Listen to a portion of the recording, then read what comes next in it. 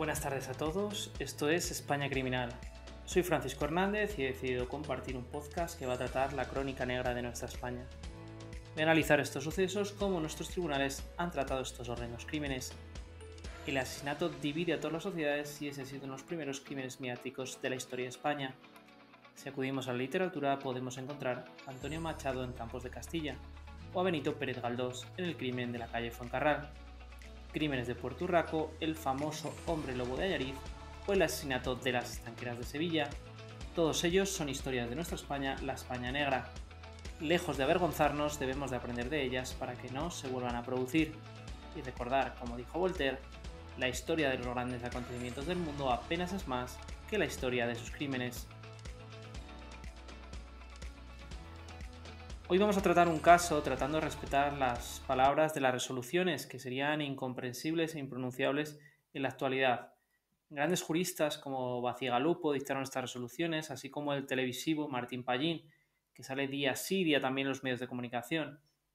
He sustituido, sin embargo, palabras recogidas en las citadas resoluciones como su normalidad para no herir la sensibilidad de nuestros oyentes, teniendo en cuenta que se hablaba así hace más de 30 años. Hoy vamos a hablar del caso del narcisista pendenciero, hace más de 30 años, en una sociedad que trataba de asentar la democracia, donde se descubrían nuevas libertades. Tras una dictadura se asentó el consumo de la heroína. En pocos años, una vez introducida la heroína, teníamos un grave problema sanitario, alta mortalidad por sobredosis, infecciones por el VIH, también de orden público y seguridad ciudadana. Por poner un ejemplo claro, es en la época más dura se van a atracar hasta 3 farmacias al día por parte de heroinómanos para conseguir opiáceos, y esto generaba una enorme alarma social. En esta época, un joven, acompañado de su pareja, cometieron un crimen que conmocionó a un municipio madrileño. Este crimen, lamentablemente, aparece en pocos titulares porque la víctima también se trataba de una persona de familia desestructurada, de pocos recursos, donde la vida vale menos y el honor se evapora cual azucarillo. Nuevamente os indico que voy a sustituir los nombres reales por unos ficticios para salvaguardar la ley de protección de datos. En cuanto a de dónde he obtenido la información, como os digo siempre, la información la he obtenido en primer lugar del juzgado de instrucción número 1 de Madrid, que instruye el sumario 96/1982. En segundo lugar, la sentencia dictada por la Audiencia Provincial de Madrid, de 10 de mayo de 1986. En tercer lugar, la sentencia del Tribunal Supremo, de 18 de febrero de 1992. En último lugar, alguna noticia de la época.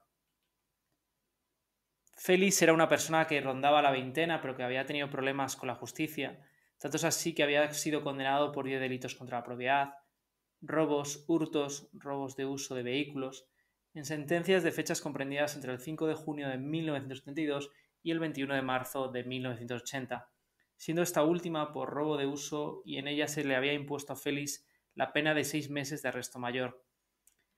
Félix era una persona que tenía un aire de superioridad al resto y necesitaba tener la admiración de los demás. Desde el punto de vista psiquiátrico, la sentencia aludía a que Félix debía ser considerado como convencionalmente normal, aunque pobremente dotado. Hoy en día, entre lo que es normal y lo anormal, no hay una línea divisoria clara, pero en este momento se trataba de personas que no expresaban emociones extremas. La vida afectiva de Félix se había desenvuelto en forma poco propicia para el normal desarrollo de su personalidad. No había tenido figura paterna y su madre había tenido problemas mentales. Félix, desde muy temprana edad, había pasado su vida en diversos internados a lo largo del territorio nacional y se había sentido desamado hasta conocer y tratar con María Rosario, que también rondaba la veintena y que era la luz que veía tras el túnel. La personalidad de Félix estaba desprovista del suficiente vigor psíquico, era una persona insegura, inestable, su resonancia emocional se desbordaba de modo especial cuando se sentía hondamente humillado. Era soberbio, rencoroso, se creía el centro del universo, planificando que el que algo le hacía no merecía su perdón. Nos vamos a situar en diciembre de 1981, la vida de Félix se desarrollaba en un clima de mayor estabilidad y fue detenido e ingresado en prisión en Burgos por una causa contra la propiedad que tenía pendiente. Tal situación permanece hasta mediados de febrero de 1982. Durante el tiempo que Félix permanece en la prisión, su amigo Benjamín, al que había conocido anteriormente al coincidir con él en la cárcel y con el que había hecho una amistad especial, junto con otros dos, un tal Miguel y un tal José Antonio, a los que también conocía y trataba, si bien en un grado muy inferior al de Benjamín, aprovechando la forzada ausencia de Félix, comenzaron a frecuentar la casa donde éste vivía con María Rosario. al principio con el consentimiento de María Rosario, pero luego contra su voluntad. Llegaron incluso a hacerse con las llaves de la casa. Benjamín, Miguel y José Antonio tenían un gran pasado en prisiones de toda España, estando bien curtidos en la vida carcelaria. María Rosario no quería que estas personas acudieran al domicilio, siendo convencida por Félix, quien les dijo que allí estaría más segura, que se trataba de personas que necesitaban una segunda oportunidad. María Rosario empezó a advertir que en el inmueble se realizaban actividades ilegales, dando gran trasiego de gente, grandes cantidades de droga, recriminándoles esa actividad a los anteriores, quienes no cesaban en la misma. Tanto es así que fueron objeto de investigaciones policiales que no llegaron a buen puerto. Los intentos por advertir a Félix durante las visitas a la cárcel eran estériles, debido a que llegó a confiar más en sus amigos que en su propia pareja. Benjamín, Miguel y José Antonio manifestaron a María Rosario que o se callaba o la matarían. María Rosario estaba asustada, pero no cejaba en su empeño porque salieran de su domicilio. Producto de ello fue agredida en diversas ocasiones, no solo físicamente, sino sexualmente, teniendo relaciones sexuales consentidas, pero otras fue violada grupalmente. Félix salió de prisión, donde María Rosario le visitaba semanalmente y le había ido informado parcialmente de aquellas novedades, llegando a notar, Félix, marcas de agresiones en María Rosario. Félix empezó a conocer nuevos detalles de lo que realmente había sucedido en su casa durante su ausencia, y se sintió profundamente humillado por la conducta de sus amigos, pero de modo especial por Benjamín, a quien había admirado y con el que tenía una amistad muy intensa. Benjamín había sido su apoyo en la prisión de Carabanchel, cuando llegó y otros reclusos querían agredirlo. Félix sintió una profunda traición que no quedaría en simples palabras. Después de la salida de prisión, Félix habla varias veces con Benjamín. Este no perdía ocasión de burlarse de él.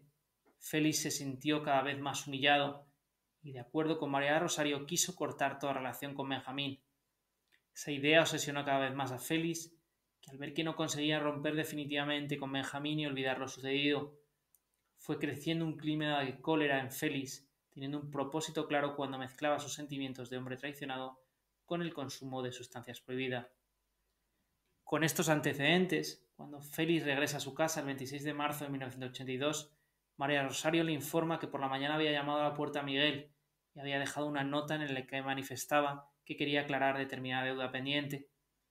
Félix se desazonó, pensando que la presencia de Miguel pudiera tener la finalidad de mantener relaciones sexuales con María Rosario.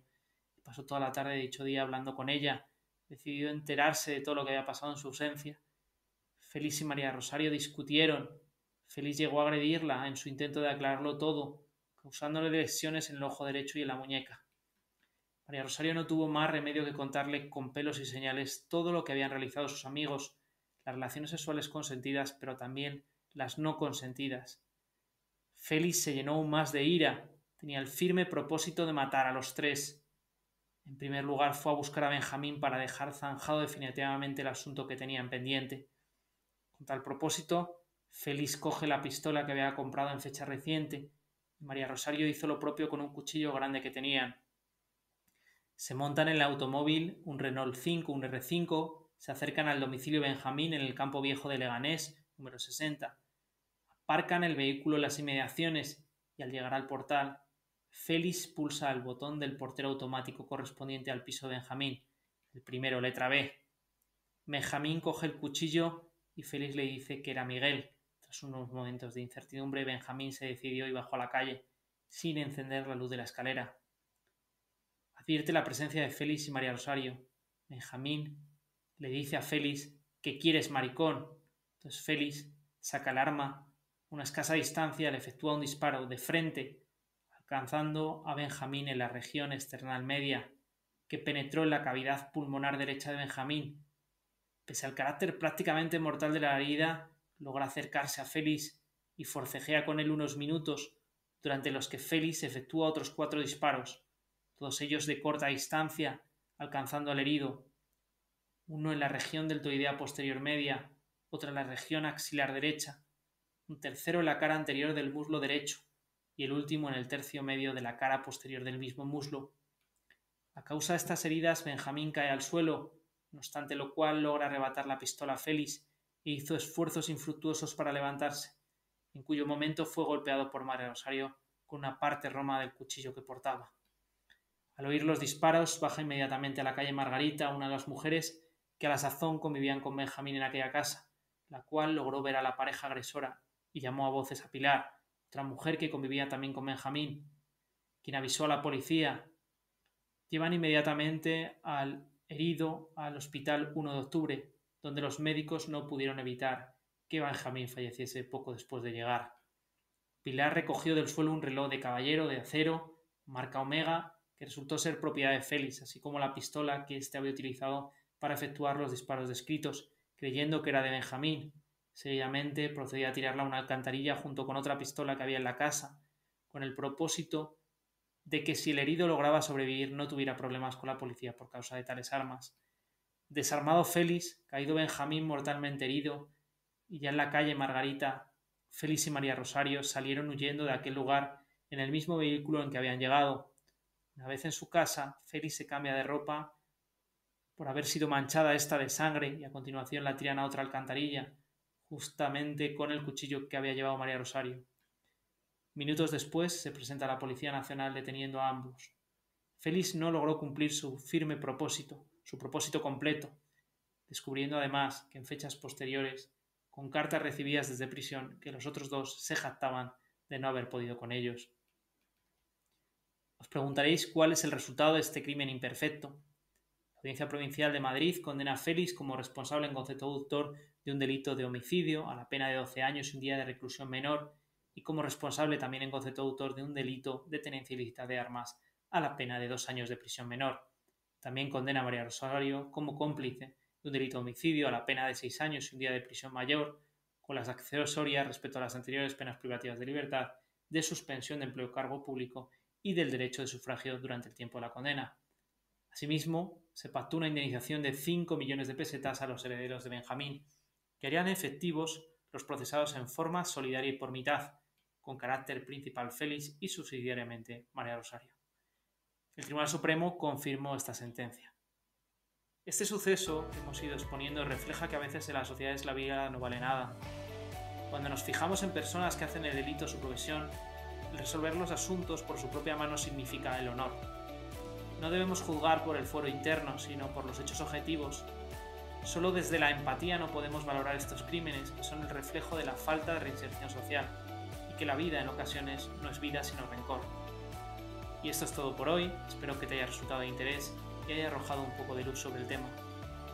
Te recuerdo que puedes suscribirte a este programa en iVoox, Google Podcast, Spotify, Amazon Music y el canal de YouTube, así como seguirme en Twitter a través de España Criminal, donde puedes indicarme sobre qué caso te gustaría que se tratase en este programa. Y recuerda, el crimen perfecto no es aquel que no se resuelve, sino el que se resuelve con un falso culpable.